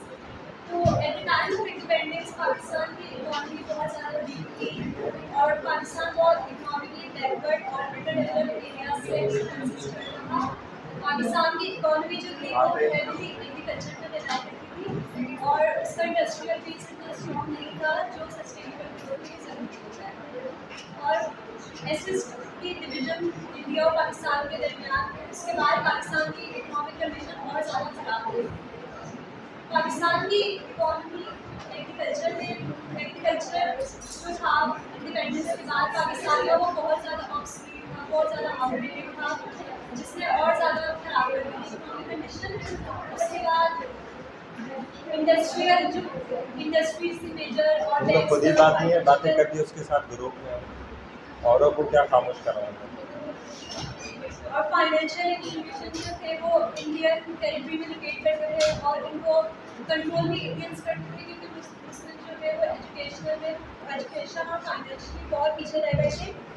उसके बाद पुअर कम्युनिकेशन और ट्रांसपोर्टेशन सिस्टम ने भी पाकिस्तान के इकोनॉमी को नेगेटिवली इम्पेक्ट किया था क्योंकि ईस्ट पाकिस्तान का रेलवे सिस्टम और ट्रांसपोर्टेशन सिस्टम जो था वो बहुत ज़्यादा ख़राब और हॉरिबल कंडीशन में था। There is as compare to East Pakistan, West Pakistan को भी वेरी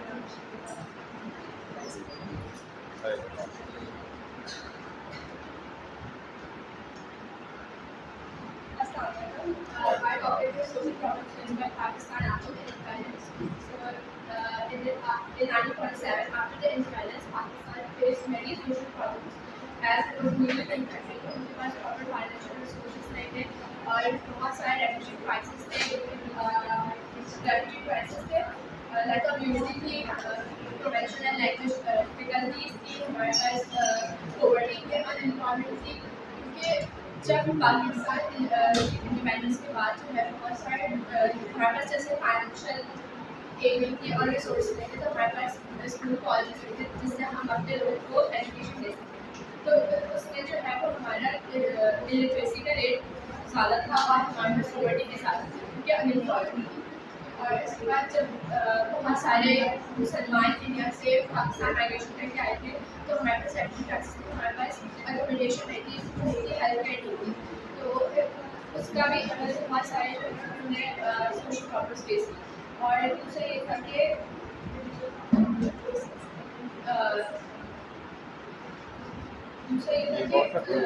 लैंग्वेज एंड प्रोवेंशनल डिफिकल्टीज। तो बहुत जो मुसलमान आए थे इंडिया से पाकिस्तान को डिफरेंट रीजन से बिलोंग करते थे, तो उनकी एक लैंग्वेज नहीं थी, उनके कल्चर अलग अलग थे, उनका वे ऑफ लाइफ डिफरेंट था क्योंकि वो डिफरेंट जगहों से बिलोंग करते थे। तो उन्होंने जो है वो उनमें ना यूनिटी और हार्मनी नहीं थी, वो एक साथ नहीं रह पा रहे थे। It also led to the partition of East and West Pakistan. और जो है वो next हमारे पास है formation of government. As previously newly formed country थी, तो हमारे पास ज़्यादा फाइनेंशियल रिसोर्सेज नहीं थे, तो हमारे पास प्रॉपर गवर्नमेंट ही नहीं थी। जब तक गवर्नमेंट की फॉर्मेशन हो तब तक तो हमने इंडियन एक्ट ऑफ 19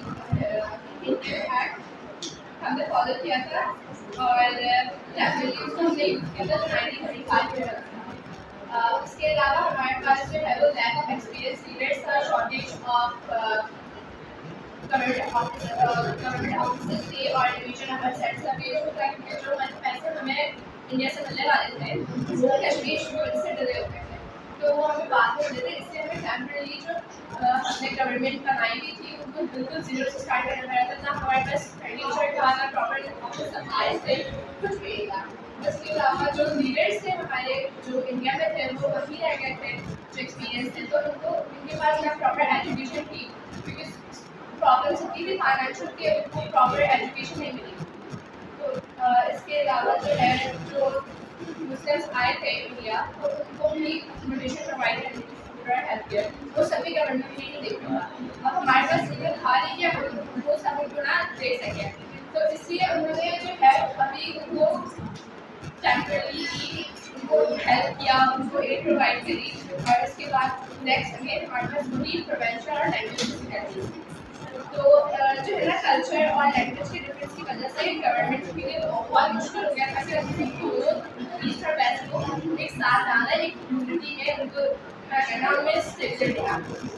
नेक्स्ट है कि soon after the independence of 1947 कायदात की डेथ हो गई थी। वो कंट्री के लिए बहुत बड़ा लॉस था क्योंकि वो स्ट्रॉन्गेस्ट लीडर था, he help a lot in independence.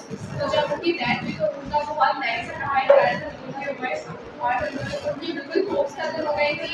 Then उसको लाइक उनके पास कोई मतलब थी नहीं है उनके अलावा। देन बहुत मुश्किल से उन्होंने ट्राई किया और उन्होंने अपना टाइम दिया था कि वो दोबारा से अपनी गवर्नमेंट बनाए और जब लोग पैसे मिल गए थे इंडिया से उन्होंने प्राइवेटली ट्राई किया और and we can see right now Pakistan is doing better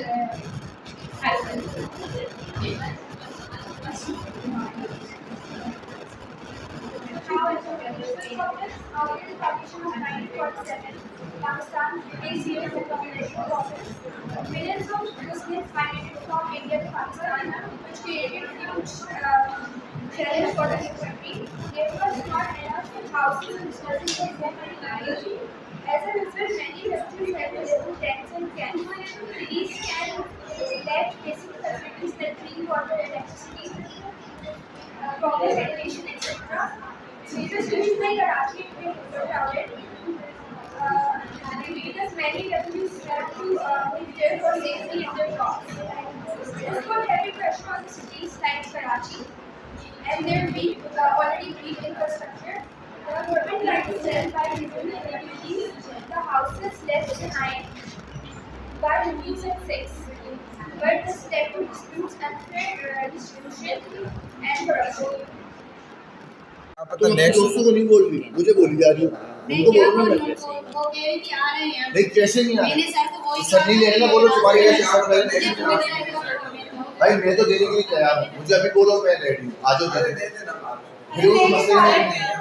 दो। यार मसला है, हमको देने के लिए तैयार है, सर नहीं ले रहे ना भाई मैं रेडी हूँ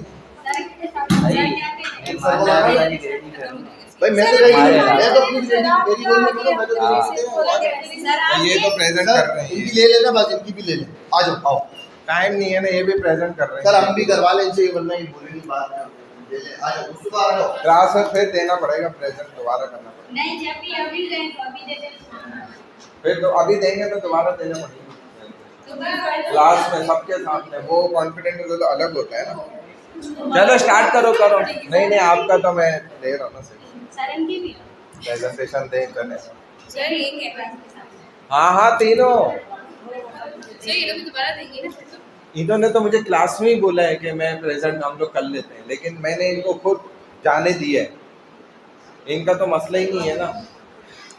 चलो ठीक है नहीं तो अभी क्लास में हाँ क्लास में दे देना, क्या मसला, क्यों परेशान हो रहे। सर शुरू से हम कह रहे थे, मुझे असल में स्लाइड भी नहीं थी और मुझे नंबर का पता नहीं था। स्लाइड तो शेयर करें एक दूसरे को, सबके पास स्लाइड होनी ना चाहिए। मेरे पास उस दिन स्लाइड थी, ना ही मुझे नंबर का पता था कि स्लाइड तो इनको शेयर करें।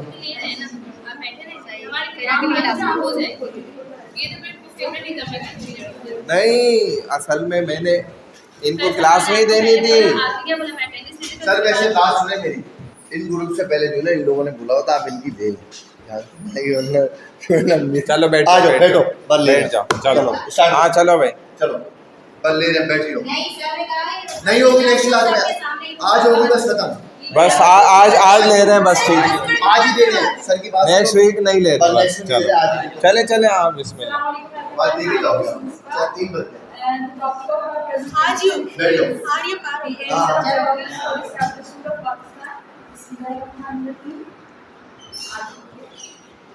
मतलब वो आयशा और देखिए हमारा जो मेन टॉपिक है वो क्या है, AIIMS and objectives for establishment of Pakistan. तो समझने के लिए सबसे पहले हमें ये समझना पड़ेगा कि एम्स और ऑब्जेक्टिव्स होते क्या हैं। तो एम्स मतलब कि ख्वाब और ऑब्जेक्टिव्स मतलब टारगेट्स या गोल्स। तो कोई भी ख्वाब को हमें रियलिटी के अंदर लाने के लिए उसके लिए ऑब्जेक्टिव्स चाहिए होते हैं, यानी गोल्स और टारगेट्स चाहिए होते हैं। तो हमारे जो एस्टैब्लिशमेंट हुई पाकिस्तान में वो हमारे ख्वाब था, इसीलिए हमें टारगेट्स की जरूरत है। ठीक। तो जैसे कि हम सब जानते हैं कि पाकिस्तान की क्रिएशन जो थी वो सिर्फ पाकिस्तान की रियासत का मुतालबा सिर्फ एक जमीन नाम के नोट टुकड़े कर के लें लिए सबके। नहीं था, बल्कि ये एक ऐसी रियासत का मुतालबा था जहाँ पर मुसलमान अपने हुकूक की हिफाजत कर सकें, चाहे वो कल्चरल हो, सोशल हो या फिर पॉलिटिकल हो। क्योंकि मुसलमानों को बड़े सदी के अंदर उनके हुकूक बिल्कुल भी महफूज नहीं थे, जिसकी वजह से उन्होंने ये एक अलग नेशन का मुतालबा किया।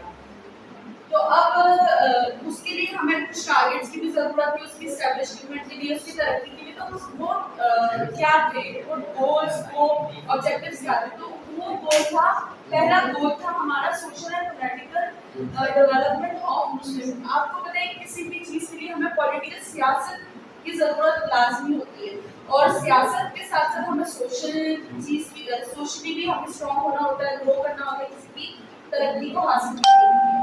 तो इंडिपेंडेंस वॉर ऑफ इंडिपेंडेंस 1857 के बाद मुसलमानों के हालात सब कॉन्टिनेंट में बहुत ज़्यादा बदल गए थे, क्योंकि वहाँ पे ब्रिटिश राज आ गया था और हिंदू कास्ट सिस्टम था, जिसकी वजह से मुसलमानों के अंदर बहुत ज़्यादा हो गया था और उनको कोई भी हुकूक नहीं मिल रहा था। ना वो सोशली स्ट्रॉन्ग थे और ना ही पॉलिटिकली, उनकी भी कोई आवाज़ उठाने वाला नहीं था।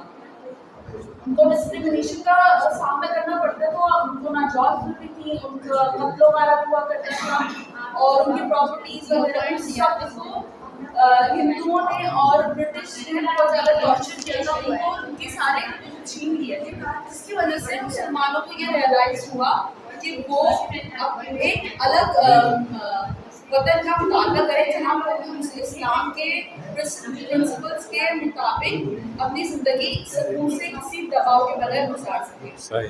अब नेक्स्ट ऑब्जेक्टिव जो है वो माशाल्लाह सही है। Setting up of Islamic society, basically Pakistan बनाने का मकसद ये था कि एक ऐसी कम्युनिटी बनाई जाए जो मुसलमान आज़ादी से और उसके इस्लामिक टीचिंग्स को फॉलो कर सके।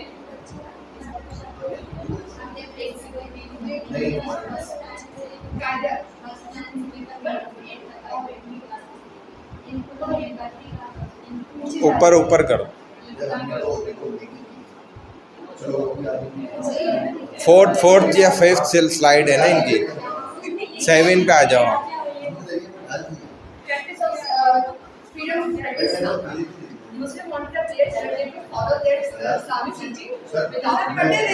तुम क्यों पीछे लग गए हो बेचारे शरीफ आदमी?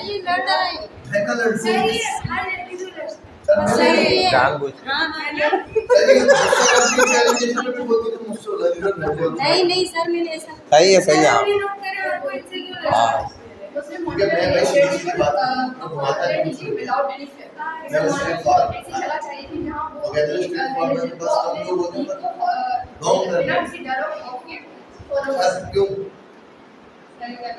मैं तबलीग को भी सिखाया जाता है भाई।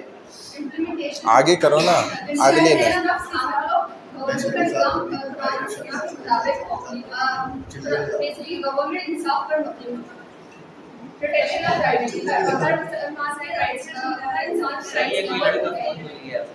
लाओ दे दो।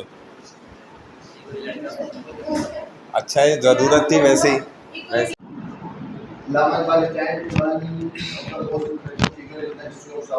इधर देख के आप लामा इकबाल जो है बहुत फिगर थे हिस्ट्री की साउथ एशियन मानों में, जिन्होंने अपनी प्रोफाउंड पोइट्री एंड फिलोसफी में अपने पोइट्री के और फिलोसफी में जो है बड़ा नाम किया। मैंने अ सेंस ऑफ आइडेंटिटी लोगों को जगाया, अपना आइडेंटिटी की भाई अपनी आइडेंटिटी को पहचानो, यूनिटी एक मकसद के लिए, पर्पस एक मकसद मुसलमानों को जोड़ने के लिए, सब continent is powerful versus independence.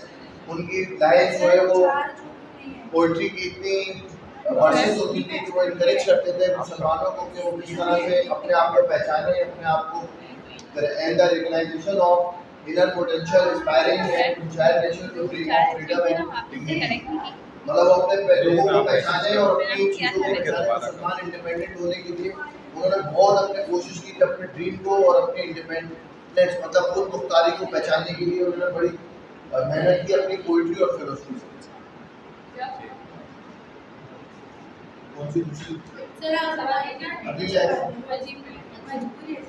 मुझे बता देगा मैसेज करके, मैंने बताया था मेरा लिखा है। ये चलो तुम अचीवमेंट्स।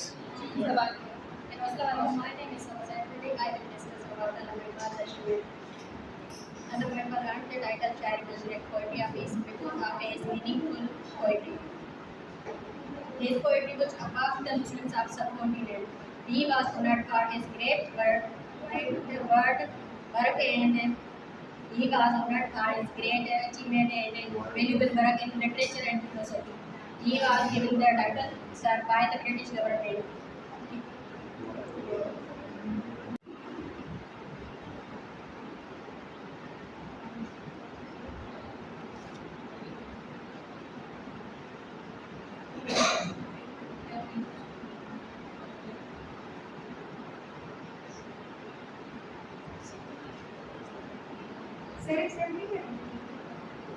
इनकी अच्छी ऐसे फैन होनी पॉइंट्स चाहिए, तो देख सकते हैं। एक अच्छी ऐसे फैन होनी चाहिए और है ना 1947 में पाकिस्तान को बुनियादी मकासद फैन दुनिया में कितनी बड़ी बड़ी थी, आपने तो वो भी नहीं ये तो 1 मिनट के अंदर क्या उन्होंने तो वो भी नहीं दिया यार, आपने वो थोड़ा ये भी देंगे प्रेजेंटेशन में, लेकिन थोड़ा सा इसको और वो करें, 2-2, 3-3 मिनट पे तो हो प्रेजेंटेशन। बोला तो है लेकिन नंबर, लेकिन उस हिसाब से चलो नोट कर लिए इनके नेम। अब्दुल मुकीद, अबीरा निसार लगाते जाइएगा, अहमद अब्दुल्ला, अबीरा है लगा दो फिर, अलाइका नहीं, अलाइका, अलीना अली नहीं, अलीना अली है, अलीना अली का है नहीं है, अलीना अली भाई खामोश हो जाओ। अलीना अली, बस आप में थी, अब है ही नहीं। अलीशबा जावेद, अलीशबा नहीं है। अनुशे इमरान, अनुशे कामरान, अनुषा, अनुष्का, आराधना, अरीबा वसीम, अरीशा हुसैन, आइना शहजाद, आयशा अली, आयशा अली, क्या नाम है? हाँ मैं प्रेजेंटेशन दे रहा हूँ। आयशा रियाज, आयशा अली लगा दी। आयशा रियाज नहीं है। अहमद मोहम्मद जब्बार, भूमिका का है? भूमिका, भूमिका का है? भूमिका आप है? रजिस्ट्रेशन नंबर क्या है? 691। बीबी अन्ना, इशाल, ईमान फातिमा, ईमान सिकंदर, हाँ ठीक है। फराज अहमद, फातिमा सिद्दीकी, हुरैन, हमना, हुरैबा फैजान, इंसाफ अली, जहरूशा, कसक कुमारी, किताबुन्निसा, लाइबा मनाइल, लुजैन फारूकी, माश शहजाद लोधी। ये माश शहजाद क्यों नहीं आ रहा है? काफी क्लासों में नहीं आ रहा। मनाल, मरियम रहमान, कहाँ है मरियम रहमान? मरियम फहीम है, सॉरी। मरियम फहीम कौन है? मरियम फहीम, अच्छा बताएगा उसने, हाँ ठीक है। और मरियम खालिद, महक जहरा, मिसबा, मोहम्मद अहमद रजा, मोहम्मद शारिक, मोहम्मद शेराज, हाँ हाँ वो सही है। मुंतहा शाहिद, मुंतहा शाहिद का है? ये फर्स्ट हाफ में तो थी। मुस्तफा अल्ताफ, नबिया सदफ, नबिया का है? निकेता, निकेता का है? प्रगति, रासिफ अली खान, रहमत इस्माइल, रिमशा मंदूर, सबा, सलूनी, शबनम रशीद, सिनीहा, कहाँ है सिनीहा? लेट आती है तुम हमेशा। मैं इधर लिख देता हूँ क्योंकि आप वो कह रहे हैं कि लिख दे बकायदा। जो 15 मिनट क्लास में आ रहा है, आधा घंटा आ रहा है, लिखो बस, ताकि फिर फेल हो जाए तो आपके ऊपर नहीं आए। सईदा हानिया जहरा,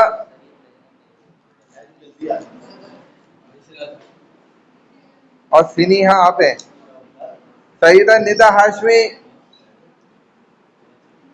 जैनब हैदर, तूबा नौमान, उमैमा शेख, उमैमा इमरान, अंजला, उर्वतुल जहरा, वानिया वाजिद,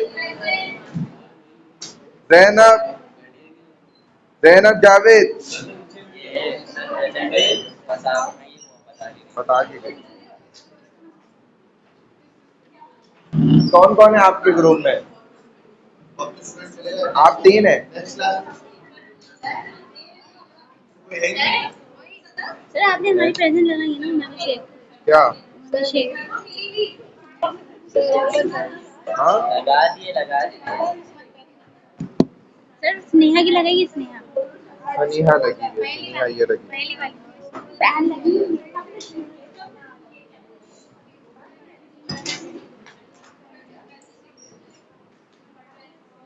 पर नेक्स्ट क्लास में करो क्या?